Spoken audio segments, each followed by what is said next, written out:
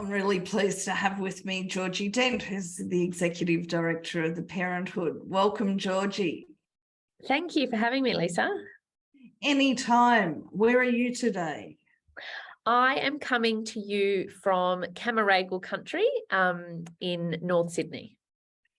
And I'm, as usual, on Darkinjung land.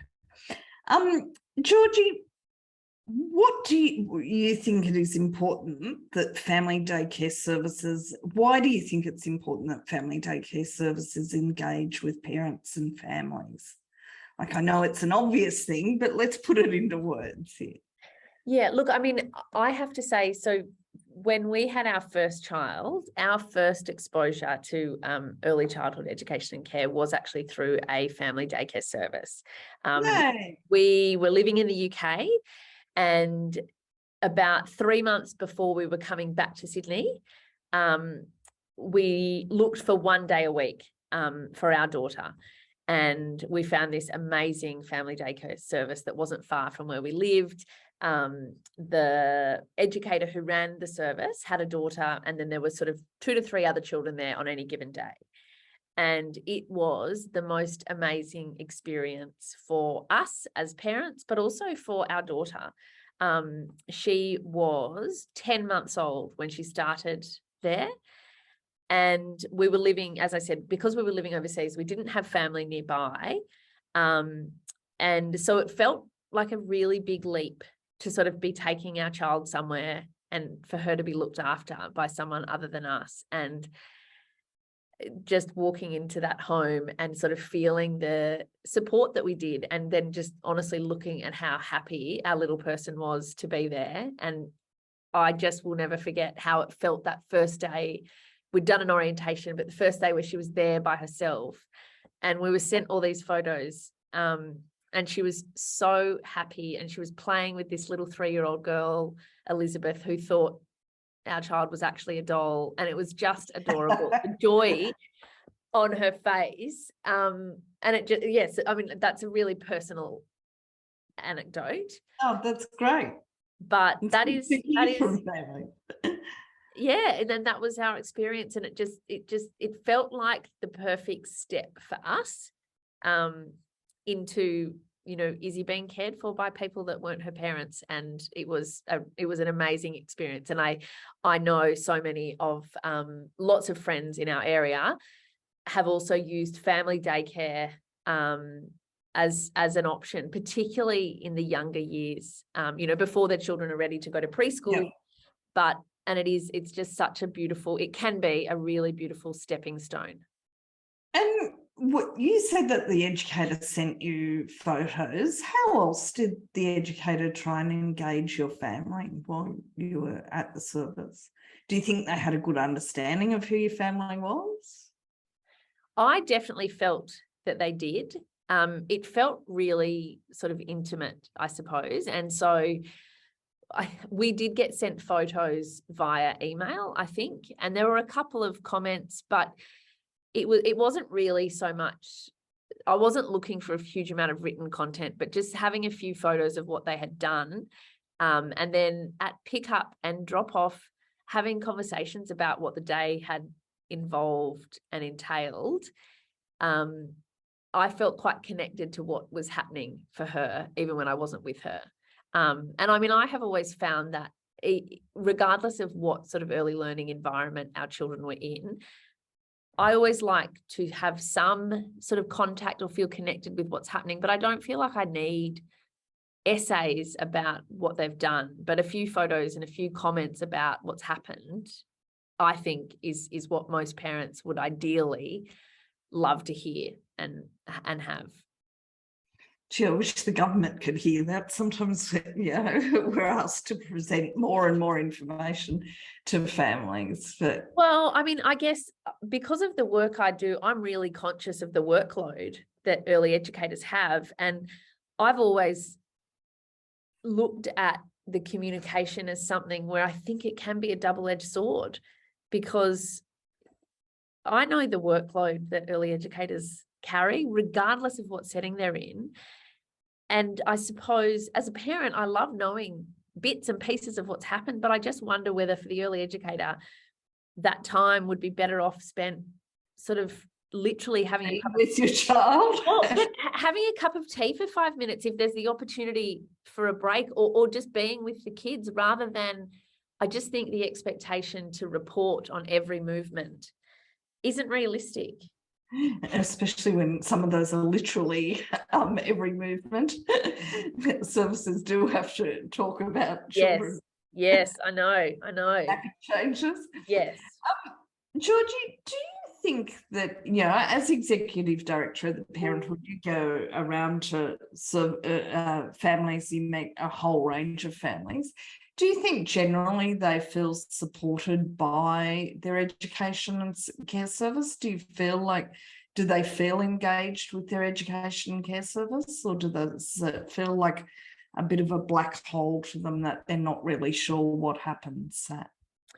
I think that a lot of families do feel like they are aware of what is happening, and they do. I mean, I do hear that in particular a lot about family daycare services, that because they are smaller, the nature of them is smaller, it is more intimate.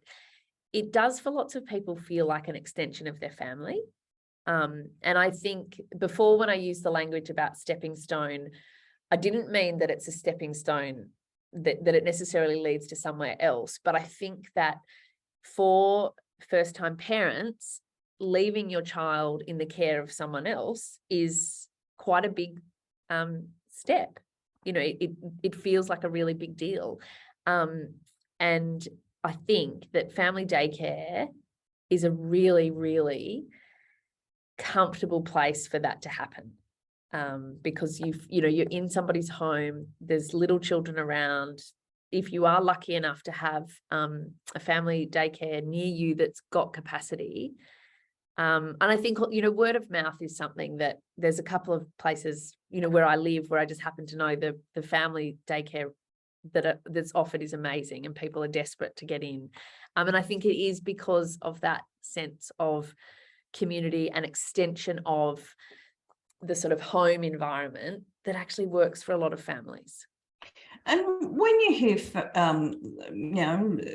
parents in whatever setting talking about maybe feeling a bit disconnected from their education care service, what's the other side of the positives that you hear?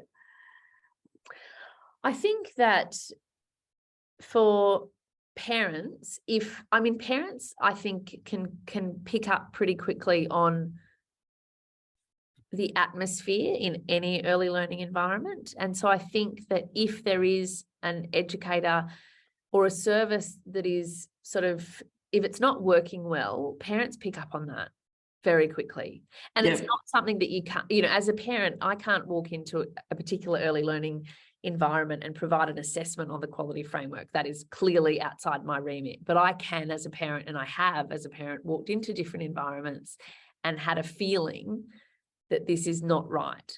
And it's hard, it can be hard to put your finger on it, but I think that's something that a lot of parents can relate to, that sometimes you walk into a place and you just know that for whatever reason, it's not the right place for your child or for you. And the difficult thing is that there's not always a huge amount of choice. And so then that can put families in a really difficult position if the only place they can get doesn't feel right to them. Yeah, that makes it really hard for parents, like I'm sure. Before you worked for the Parenthood, were you aware of how much educators were doing, not just to care for your child, but to provide early education for your child? No, I don't think so. And look, So I have been, my eldest child is just over 12. And I've been executive director of the Parenthood for just over 2 years. So I've been a parent for a lot longer than I've been running an advocacy organisation for parents. And I would say before I had my own children and had any exposure to early learning, I certainly hadn't grasped the full amount of work that is undertaken. But certainly it's something I have become aware of as a parent watching. And as I said, we have used a variety of services over the years. for our family, depending on where we were living and what our needs were. And in every single setting, I've been struck by how much work the educators do, not just the work with the children, but in getting the rooms set up, in making sure there's a plan for the day, in responding to parents, or, you know, the administrative burden. It's huge. And I guess that's partly why taking this job at the Parenthood appeals to me, because I look at that and I think we can do things in a way that gives more support to educators, that ultimately is in the best interest of children. For sure. I think there is too. And we could pay everyone a lot more.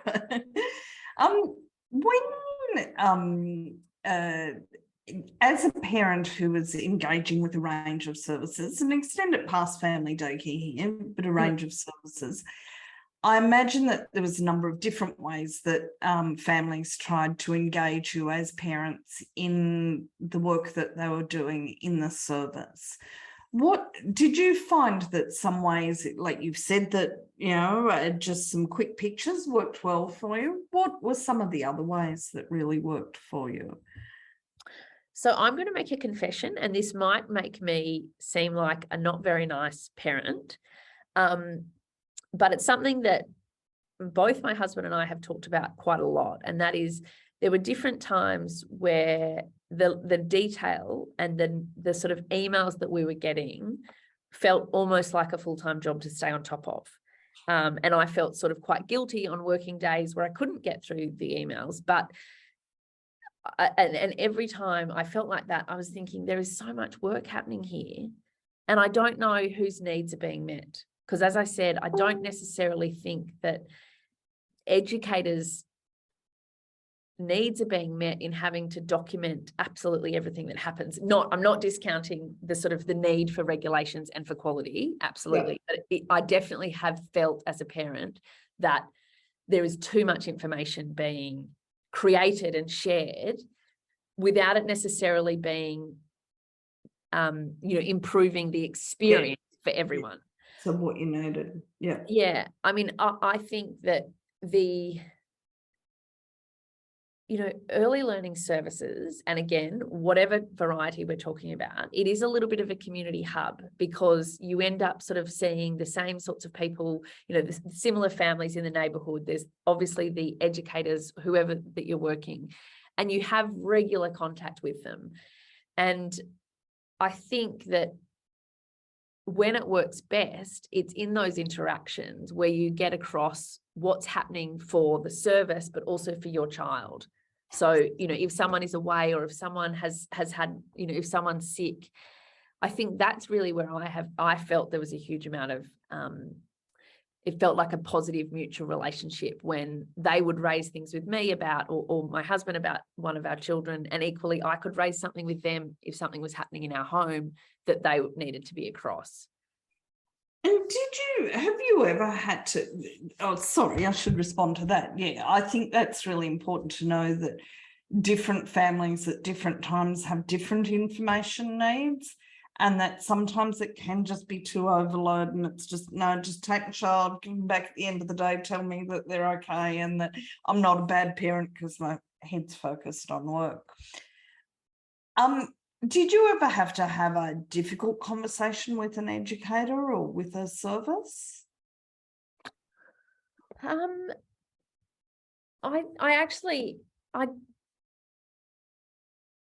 don't think I ever have. Oh, that's good. Yeah, I mean, I know that I think probably the difficult conversations I had tended to be on the days when I turned up, when I was basically on the verge of tears, and the days where, and this did happen a lot, when I had a 3-year-old in their pajamas because I could not, for love or money, get them dressed in the morning, and that they were the difficult conversations I had when I turned up feeling completely inadequate and that I was failing. We have. Sorry that you did that, because remember, a lot of educators are also parents, and I wouldn't be surprised if some of the time their children went off in pajamas as well. Yeah, and look, what I have to say is I felt really we did end up using one particular service in our neighbourhood, which was fantastic, and we used it for a number of years because it was so close to our home and it was great. And so I did feel part of the community, and I didn't turn up feeling judged when that happened. I felt it didn't feel good, but I definitely felt supported. But they were probably the more difficult conversations I had when I had to say, look, this is what's happening in our home at the moment. And how did the service cope with it? They were, they knew our children, and so they were able to respond really well, and almost invariably the response was, Georgie, if someone's not in their clothes today at 9 a.m, that is not a big issue. We're going to get, they're here, they're fed, it's all going to be okay. And I think, just the little pep talks that I would have with them would remind me about, yep, okay, this is what happens with 3-year-olds. They do not have the regulation capacity that a 10-year-old has, or that an 18-year-old has, or that a 35-year-old would have. They're 3-year-olds. And so I think I always felt really well supported on that level. I do know, and I've had this experience with friends, where friends did have to have difficult conversations with services. I know there were families that would sort of try to sneak in and sneak out because they were terrified of the feedback they were going to get about their particular child. And I can relate to that, in that it's not always easy to hear that things aren't going that well for your particular person. And it's hard when you don't know actually what the answer is. For sure. Okay, if you wanted to tell family daycare educators one thing about engaging with families, based on your wide experience with families, what would that be? Look, I would say that just never underestimate how much support families are needing, and never underestimate how much support you are offering a family. I think that's probably difficult in some ways, because I can imagine the workload for anyone running a family daycare service is immense anyway, and I'm not trying to add to that load, but I just think that I know so many parents, when you are doing the drop-off, it can be sort of one of the most intimate parts of your day.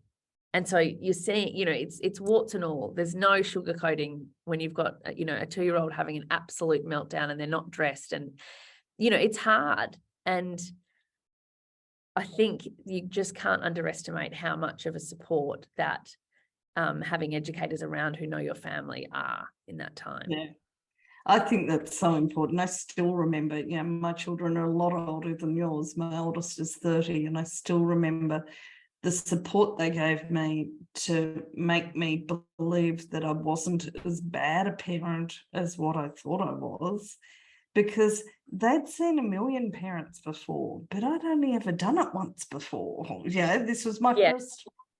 And I think that experience can really help a family relax as a family if they're told, yes, other people bring their children to school in pajamas, or forget pajama day. Yes, that is also a thing. But I think that's probably part of it, is that don't underestimate how much wisdom and support that you have as someone who's seeing little children and little families every day of the week, and you have for a number of years. There's so much wisdom there that is useful for families to be able to sort of feel supported by and tap, hugged by, in a sense. Exactly. Thank you very much for doing this, Georgie. I'm sure everyone will love to hear what you've had to say. Thank you, Lisa.